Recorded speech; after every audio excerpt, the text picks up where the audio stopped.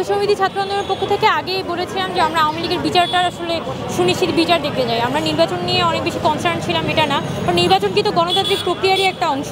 নির্বাচন দিলেই যে একটা গণতান্ত্রিক প্রসেস এখানে বাংলাদেশে গণতন্ত্রের মানে সুজলা সুফল হয়ে যাবে, এটা ভাবার আসলে কোনো কারণ নেই। আবার নির্বাচন বন্ধ করে রেখে হচ্ছে গণতন্ত্র ইনশিওর করা সম্ভব না। তো নির্বাচন গণতন্ত্রের একটা প্রসেস, কিন্তু অন্যান্য যে উইং, আমাদের প্রশাসন থেকে শুরু করে আমাদের আইন শৃঙ্খলা বাহিনী, আমাদের সাধারণ মানুষ, সকলের মধ্যে কিন্তু একটা মিনিমাম সংস্কার আমরা দেখতে চাইছিলাম, যে সংস্কারের মধ্য দিয়ে আসলে এখানে নির্বাচনটা আসলে হবে এবং পরবর্তীতে একটা নির্বাচিত গভর্নমেন্ট অন্তর্বর্তীকালীন সরকারে রেখে যে প্রতিশ্রুতি সেগুলো আসলে তারা পালন করবে, এটা আমাদের পক্ষ থেকে এক্সপেকটেশন ছিল। তবে এটা হচ্ছে আমাদের সেকেন্ডারি ব্যাপার, কিন্তু আমাদের তো একদম প্রাথমিক কথা যে আওয়ামী লীগ যে একটা সংগঠন, তারা কিন্তু ইতিমধ্যে ঢাকা শহরে আবার নতুন করে ঢাকা শহরে চট্টগ্রাম বা অন্যান্য এরিয়াতে কিন্তু তারা চেষ্টা করছে সামনে আসার, আবার মাঠে ফেরার চেষ্টা করছে। সেই জায়গায় আওয়ামী লীগের তো বিচার হওয়াটা গুরুত্বপূর্ণ। উল্টা আমরা দেখছি চার্জশিট থেকে আওয়ামী লীগের নেতাদের নাম বাদ পড়ছে, পুলিশ থেকে বলে দেওয়া হচ্ছে চাইলেই কাউকে গ্রেফতার করা যাবে না। আবার যে কোনোভাবেই হোক এখানে কিন্তু আওয়ামী লীগকে একটা ফেভার করার নতুন করে কালচার আমরা দেখছি।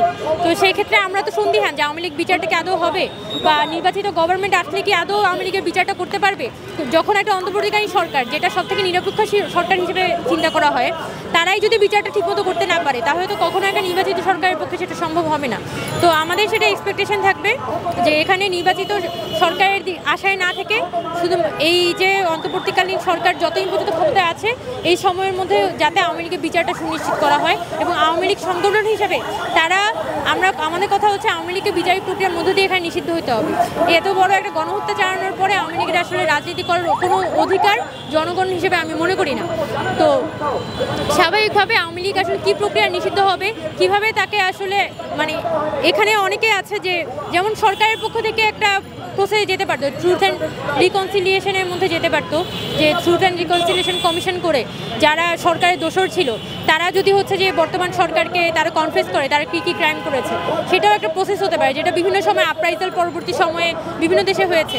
আমরা যখন অ্যান্টোনিও গুতেরেজের সাথে দেখা করেছিলাম, তখন অ্যান্টোনিও গুতেরেজ আমাদেরকে মানে জাতিসংঘের মহাসচিব আমাদেরকে বলেন যে পর্তুগালে যখন 73-তে আপরাইজাল হয়েছিল জান্তা সরকারের বিরুদ্ধে, তখন কিন্তু একটা ট্রুথ অ্যান্ড রিকনসিলিয়েশন কমিশন হয়েছে, যারা জান্তা সরকারের সুবিধাভোগী ছিল তারা কিন্তু তখন সরকারকে কনফেস করে এবং একটা গণতান্ত্রিক উত্তরণের পথে হচ্ছে সরকারটা হাঁটে, এবং যে জান্তা সরকার তাদের কিন্তু পানিশ করা হয়।